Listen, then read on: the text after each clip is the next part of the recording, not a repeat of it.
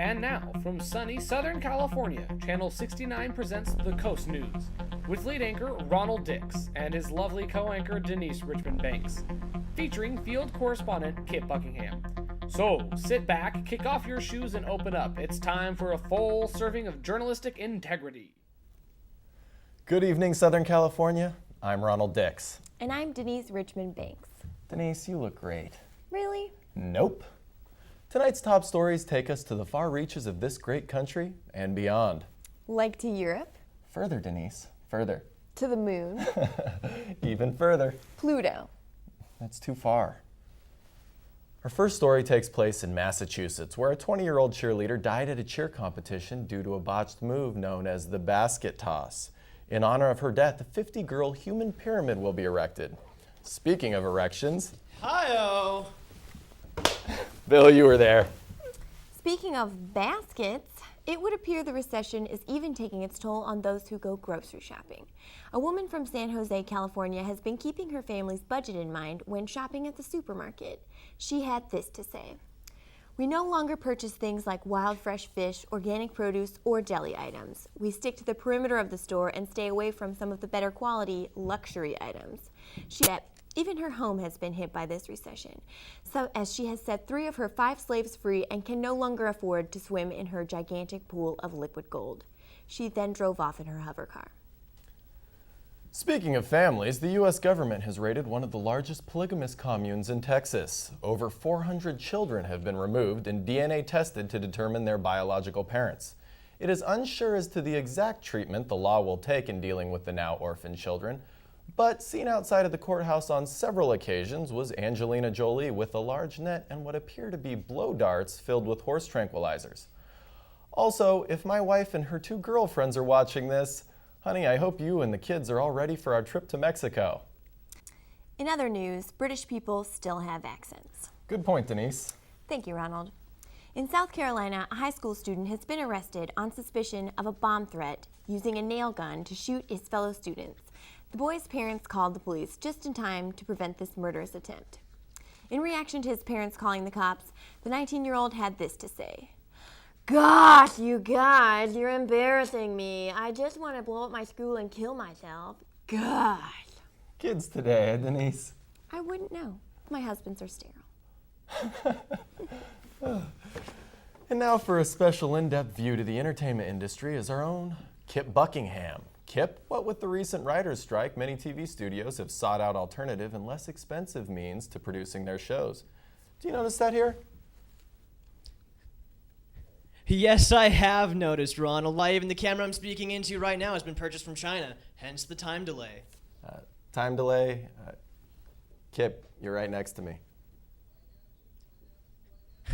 I can see that, Ronald. I'm not blind.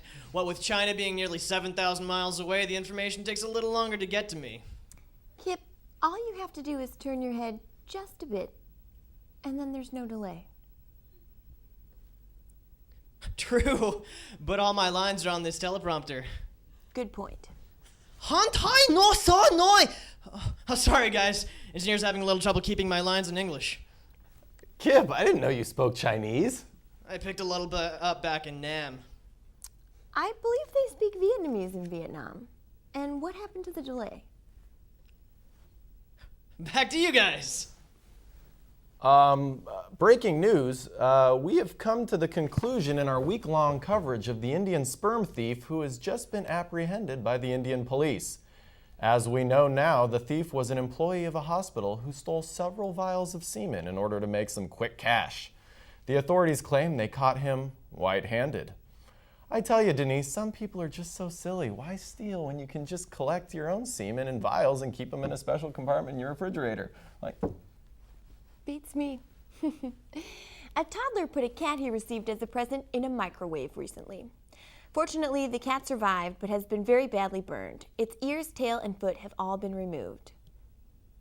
But on the bright side, meow! Oh, my lunch is ready. In other news, a recent poll showed that most racists would stop being racist if everyone was white. Interesting stuff there, Ronald.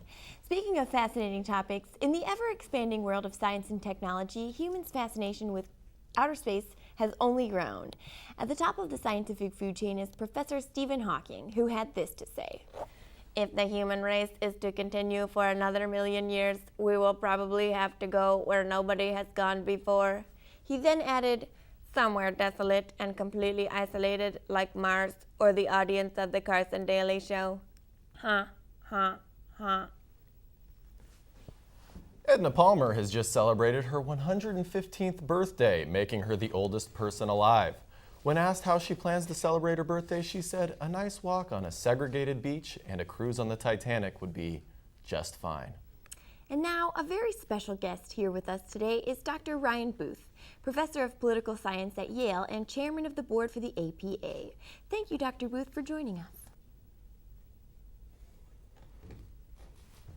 Dr. Booth, do you find the U.S. involvement in the ever-growing tension between Syria and Israel is both a malicious and unnecessary choice that will just end in another world war?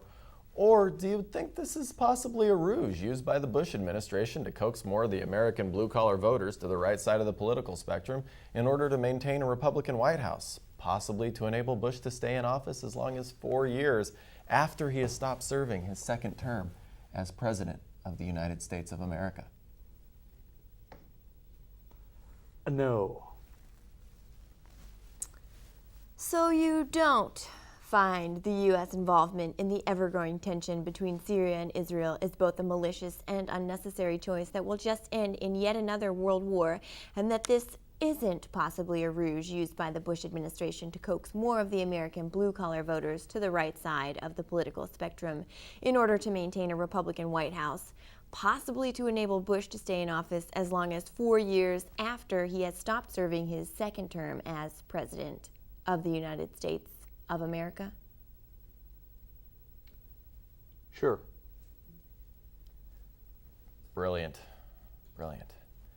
Thank you, Dr. Booth. It's been an honor. Whatever.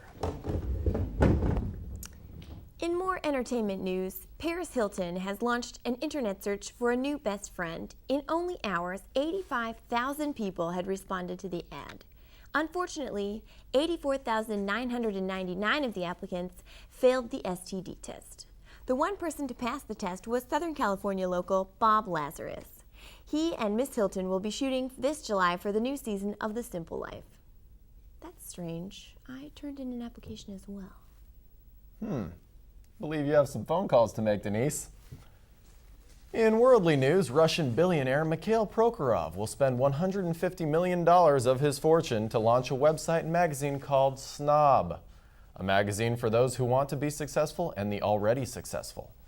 In other news, Ethiopia will also be launching a magazine called Hungry. Breaking news, our floor director's fly is down. Thanks. It's been a little over a year since the Virginia Tech shooting has occurred, and now the same gun stealer who sold the guns to the troubled student who committed the heinous act is offering a student discount on his guns. And I quote that for the next 2 weeks, he will sell firearms at cost in the hopes of targeting students who may be on a tight budget. Customers will have over 5,400 different kinds of firearms from which to choose. I can see nothing wrong with this. You heard it here first, kids. You better hurry on over before that sale is over. Believe me, once people catch wind on the prices of his assault rifles, they won't last long. I bought a baker's dozen of semi-automatic sniper rifles just to stock up for winter. Better safe than sorry. And in closing news, President Bush has been asked to attend the Beijing Olympics, which would be the very first time a president has left the country to attend the events. When asked, Bush replied, "It would be an honor to attend. I haven't been to the Olympics since I competed in them with those friendly drooling guys with the helmets and the wheelchairs." Thanks for watching, Southern California. I'm Ronald Dix. And I'm Denise Richmond-Banks. Mazel tov. Coast News. Coast News. This was Coast News. Coast News. Coast News. Coast News. Coast News. Coast News.